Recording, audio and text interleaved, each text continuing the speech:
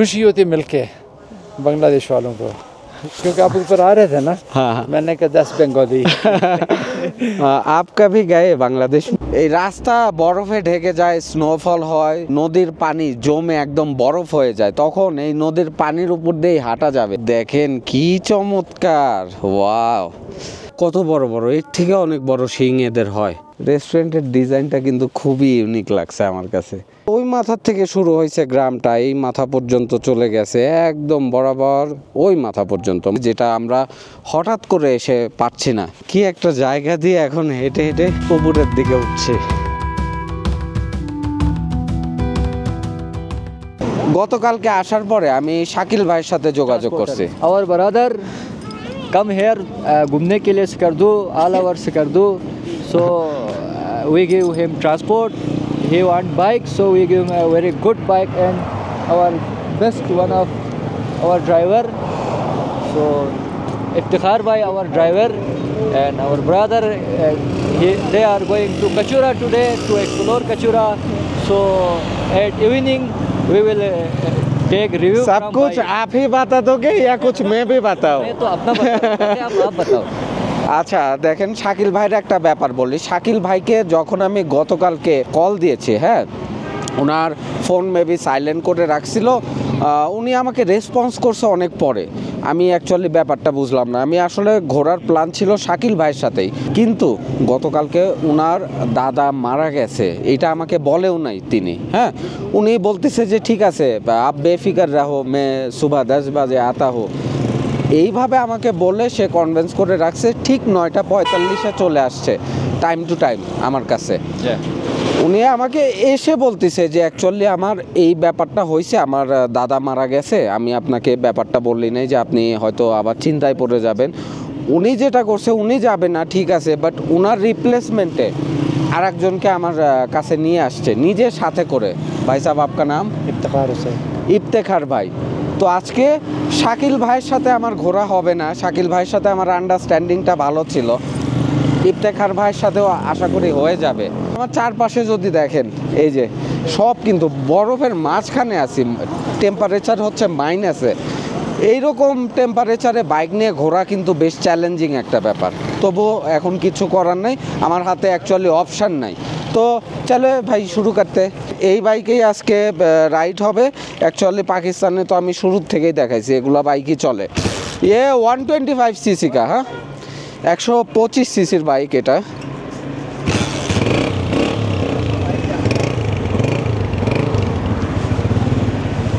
এই তো উঠে পড়লাম। अल्लाह के नाम पे ठीक है ठीक है, अल्लाह आप लोगों को सलामत रखे, दुआ करना और शाम को आके मिलना मुझे, आएगा हाँ? लाजमी 100%। ठीक है ठीक है। जब इधर पहुंचे तो मुझे कॉल करो, आई विल बी हियर। ক্যামেরাতেও হয়তো দেখা যাচ্ছে না, এত পরিমাণ সাদা, সব পাহাড় টাহাড় সব কিছুই একদম বরফে ঢেকে আছে। স্কার্দু কি একটা জায়গা রে ভাই, মানে এটা না আসলে বোঝানো যাবে না। এখনো তো স্কার্দু দেখি নাই, মাত্র দেখা শুরু করলাম। তবে গতকালকে আসার সময় এই পাহাড়গুলো দেখে আমার মাথা নষ্ট হয়ে গেছিল যে ভাই কোথায় আসলাম। এইটা হচ্ছে স্কার্দুর বাস টার্মিনাল। আপনারা যারা বাসে বা হাইসে চলাফেরা করবেন তারা এই টার্মিনালে চলে আসবেন। আর আমার চোখ দিয়ে পানি বের হওয়া শুরু হয়েছে। এখানে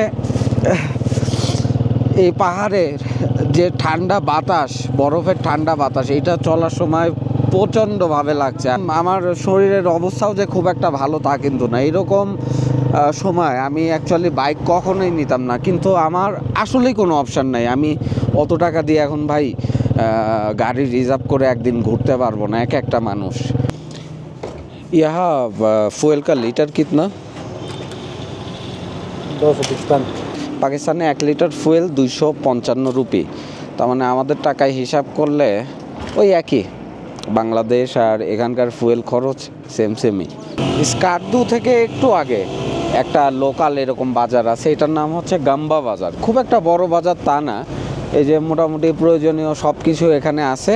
আর আমি এখানে মেনলি দাঁড়াইলাম হচ্ছে আমার কিছু ক্যাশ উইথড্র করতে হবে। তো এখন আমি হচ্ছে টাকা উঠাবো এখান থেকে। আর ভিসা কার্ড সাপোর্ট করে না। এইখানে আরেকটাতে আসলাম, এইটাতে আছে কিনা দেখি। এটা আবার বন্ধ, বুথ বন্ধ, বাট ব্যাংক খোলা, হাবিব ব্যাংক। বাট আমি যেটা খুঁজতেছি ওইটা পাচ্ছি না। সামনে চলো, এ নেই ওটা।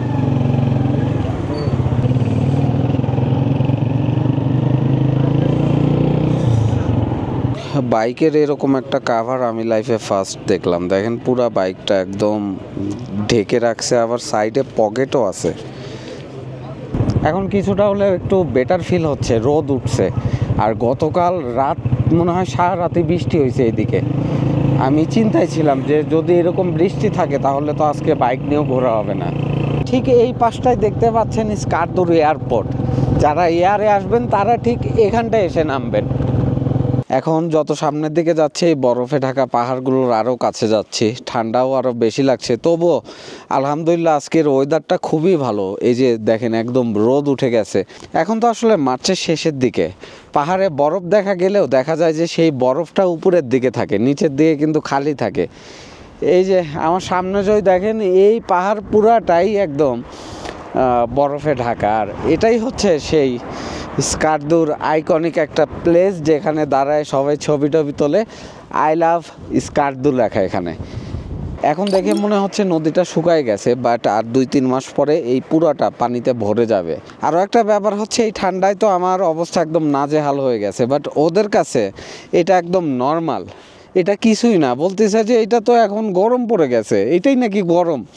কারণ এই অঞ্চলের মানুষ যারা আছে এরা প্রচুর ঠান্ডা সহ্য করতে পারে। মাইনাস কিতনে তক টেম্পারেচার जाता है यहाँ? 20-25 तक जाता है।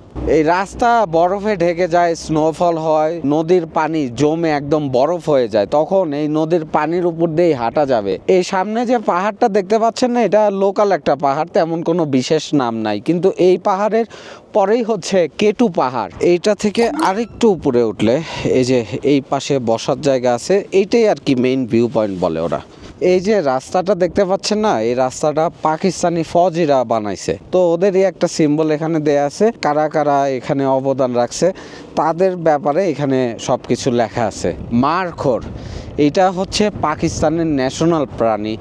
বললি না 3 মাথা 4 মাথা, ওরকম মোড়ে মোড়ে এইরকম মারখোরের স্ট্যাচু ওরা বানায় রাখে। এখান থেকে সাংগ্রিলা আর মোটামুটি 2 কিলোমিটার। আর ওরা দেখেন পাহাড়ের গায়ে এরকম লিখে সব কিছু ইনস্ট্রাকশন দিয়ে রাখে। আমরা অলরেডি এখন ঢুকে পড়ছি কাচুরাতে।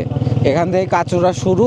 আর এই কাচুরাতেও কিন্তু থাকার জন্য অনেক হোটেল আছে, রিসর্ট আছে, আপনারা চাইলে এখানেও নাইট স্টে করতে পারেন। এটাই হচ্ছে সাংগ্রিলার এন্ট্রি গেট, যেটা মাত্র খুলে দেওয়া হলো। আর এটা হচ্ছে টিকিট কাউন্টার, এটা হচ্ছে টিকিট। আর টিকিট প্রাইস পড়েছে 1000 রুপি, এর থেকে কম টামান নিবে না। আর যদি আমি ওনাকেও সাথে নিতে চাই সেক্ষেত্রে 1500 রুপি দিতে হবে। আর এখানে যখন আইডি নাম্বার চাবে আমি জাস্ট আমার পাসপোর্ট নাম্বারটা এখানে দিয়ে দিছি, কারণ আমার কাছে তো পাকিস্তানি আইডি নাই। দেখি এই সাংগ্রিলাতে কি আছে এমন দেখার মতো।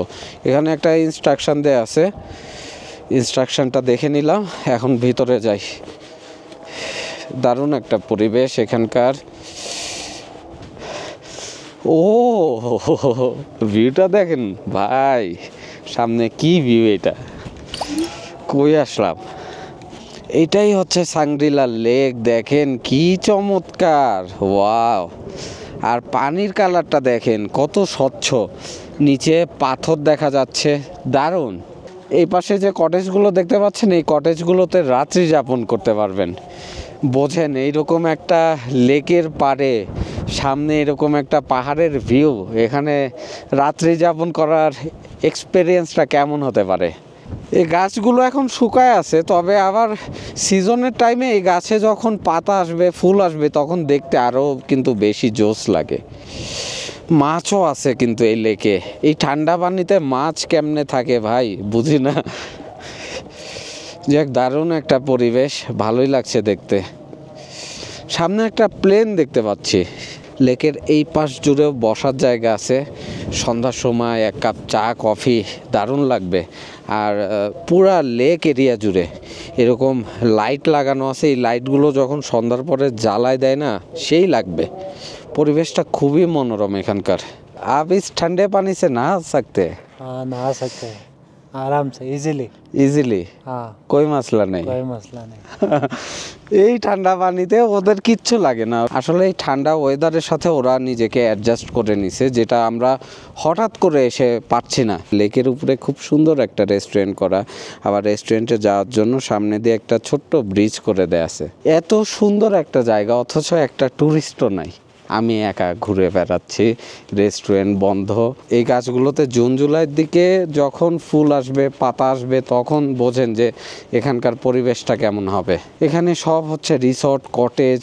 এখানে একটা ডামি প্লেন বানানো আছে, দেখা যাক এটার ভিতরে ঢোকা যায় কিনা। দরজা আছে, দেখি খোলা পাইলে ভিতরে ঢুকবো। বন্ধে। আমার মনে হচ্ছে এটাও খুব সম্ভবত একটা রেস্টুরেন্ট, কিন্তু শিওর হতে পারছি না। দেখি কাউকে জিজ্ঞাসা করি। ভিতরে দেখানো যাচ্ছে না এখন আপনাদেরকে ভিতরে, তবে আমি দেখলাম ভিতরে টেবিল পাড়া আছে, বসার জায়গা আছে, আর রেস্টুরেন্ট এখন বন্ধ। রেস্টুরেন্টের ডিজাইনটা কিন্তু খুবই ইউনিক লাগছে আমার কাছে, একদম প্লেনের একটা শেপ। ভাই বলতেছে উপরে নাকি মারখোর আছে, ওরা মারখোর পালে, তো ওই মারখোট দেখার জন্য এখন যাচ্ছে। এরকম জঙ্গলে টাইপের একটা রাস্তা দিয়ে এখন উপরের দিকে উঠে যাচ্ছে।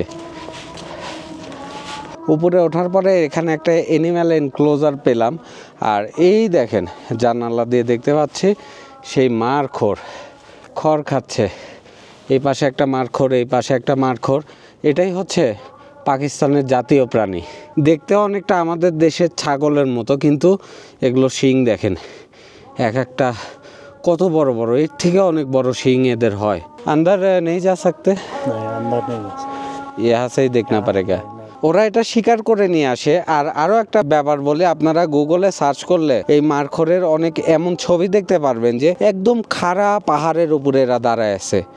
মানে দেখলে আপনারই ভয় লাগবে যে কিভাবে এটা সম্ভব, যে এত খাড়া পাহাড়ের উপরে যেখানে দাঁড়ানো সম্ভব নয়, স্লিপ করে পড়ে যাবে, এরকম পাহাড়ের উপরে দেখবেন যে এই মারখোরগুলো দাঁড়ায় থাকে। इनका गोश्त भी बड़ा मीठा होता है, खाते हैं लोग।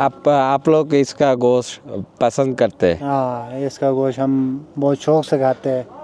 इसके लिए बहुत दूर जाना पड़ता है इसका शिकार करने के लिए। এই মারখোর আসলে গিলগিট বালতিস্তান এই অঞ্চলগুলোতে বেশি পাওয়া যায়, এগুলো জায়গাতে খুব একটা বেশি অ্যাভেলেবেল না। এখানে একটা ভিউ পয়েন্ট আছে, সেটা দেখার জন্যই এই যে উপরের রাস্তা ধরে এখন আগাচ্ছি। উপরে কিন্তু বেশ ভালোই উঁচা। একটা ভিউ পয়েন্ট দেখার জন্য এখানে অনেক উপরে উঠতে হচ্ছে, আরও উপরে উঠতে হবে। আর চারপাশে অনেক গাছপালা। দেখেন কি একটা জায়গা দিয়ে এখন হেঁটে হেঁটে উপরের দিকে উঠছে। এত হাই অ্যালটিটিউডের উপরে এক একটা সিঁড়ি ওঠাও না অনেক কষ্ট হয়ে যায়। কিতনে সাল উমর থা আপকা? I think I was about 11 or 12. 10-12 বছর বয়সে উনি ঢাকায় গেছে। ঢাকা कैसा लगा ঢাকা घूम के? Very nice. हम लोग थे ढाका कैंट में और वहाँ पे गोल्फ कोर्स था। हाँ हाँ, गोल्फ कोर्स उसके पास हम थे। अभी भी है वो Alright. Golf course. और सेकंड चीज़ मुझको याद है ना, ढाका का ट्रेन स्टेशन बन रहा था। हाँ। It was a very long platform. वो बना रहे थे उस वक्त। तो आई हैव सीन इट। अभी ढाका में मेट्रो भी चालू हो गया। Alright, okay. लेकिन मैं जो ज़्यादा लोगों को जानता हूँ ना, हाँ। वो ज़्यादा सिलेट से आती हैं। সিলেট। इसकी बेस्ट फ्रेंड है मेरी डॉटर की, वो है चिटागोंग से। হ্যালো। 37টা দেশ ঘুরেছে, এতক্ষণ কথা হলো, গল্প হলো ওনাদের সাথে। खुशी होती मिलके बांग्लादेश वालों को, क्योंकि आप ऊपर आ रहे थे ना। हाँ हाँ। मैंने कहा 10 बंगाली। आप कभी गए बांग्लादेश में? नहीं नहीं, ये नहीं। तो पैदा ही इंग्लैंड में हुई थी ना। हाँ, ये तो उधर बॉर्न हुई थी। तो बांग्लादेश भी आना। इसका बेस्ट फ्रेंड जो है ना चिटागोंग से है। अच्छा, what's her name? Shout out to Chittagong, Manera. मनीरा। মনিরা। মনিরা আমরা যেটা বাংলায় বলি মনিরা, ওইটাই আর কি। ওনার একটা ফ্রেন্ড আছে চিটাগংয়ে। আচ্ছা লাগা আপসে মিলকে। Nice meeting you. अस्सलाम वालेकुम। ওয়ালাইকুম সালাম। अस्सलाम। বলতে গেলে পুরো একটা পাহাড়ই উঠে ফেললাম, ভিউ পয়েন্ট পাই না, অনেক হাঁটতে হবে। और भी सामने जाना पड़ेगा।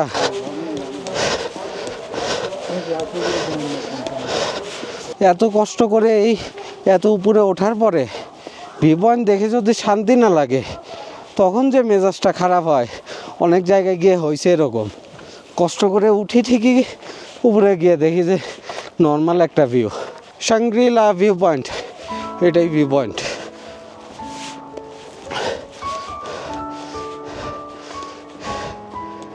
ও ভিউটা তো দারুণ এখান থেকে। ওয়াও, না ভাই যেটা ভাবছিলাম তা না। এই ভিউ পয়েন্টটা হচ্ছে পয়সা উসুল করা একটা ভিউ পয়েন্ট, বিশেষ করে এই লেক। ওই মাথার থেকে শুরু হয়েছে গ্রামটা, এই মাথা পর্যন্ত চলে গেছে একদম বরাবর ওই মাথা পর্যন্ত, মানে পুরা এই কাচুরা গ্রামটাই কিন্তু উপর থেকে দেখতে পাচ্ছি। আর নিচেরটাকে বলে হচ্ছে লোয়ার কাচুরা, উপরেরটা হচ্ছে আপার কাচুরা। উপর থেকে কিন্তু অনেকটা লাভ শেপের মতো লাগছে, দারুণ দারুণ। যেটা ভেবেছিলাম শীতের সময় হয়তো লেকের পানিটা জমে বরফ হয়ে যায়, বাট এই লেকের পানি নাকি জমে না। और अपर जो झील है वो भी नेचुरल है। হয়তো মানুষেরাই এরকম লাভ শেপের মতো খুঁড়ে খুঁড়ে এই লেকটা বানাইছে, বাট না, এই লেকটা ন্যাচারালভাবে এরকমই তৈরি, আল্লাহ ভালোবাসা দিয়ে দিছে।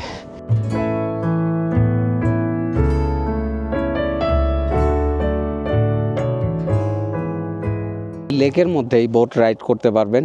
এখন যেহেতু কোনো ট্যুরিস্ট নাই, তাই বোট সব বন্ধ অবস্থায় পড়ে আছে, একটা মানুষও দেখেন এই লেকে নাই। এখন পর্যন্ত ট্যুরিস্ট বলতে শুধু ওই যে ওই কাপলটাই পাইছে, এছাড়া আমার চোখে আর কাউকে পড়ে নাই। যখন আরেকটু গরম পড়বে তখন মাছগুলো এই যে একদম এই কিনারায় চলে আসে, কিন্তু এখন শীতের কারণে মাছগুলো সব ওই মিডল পয়েন্টে আছে।